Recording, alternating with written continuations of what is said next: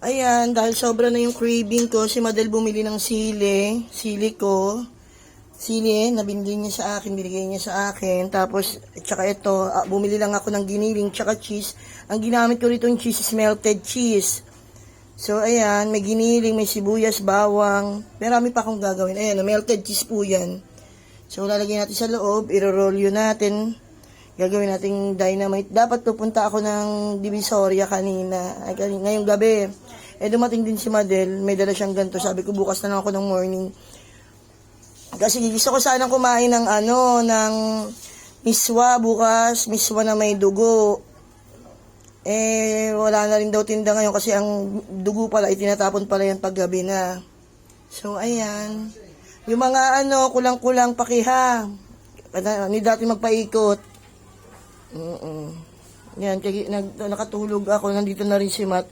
Sabi ko, gusto ko sana siyang pabunutan ng ipin. Sabi niya Saturday na lang kasi may exam siya. So, ayan, rorolyuhin na natin. Ganyan, ayan. Pag may matitira, ayun.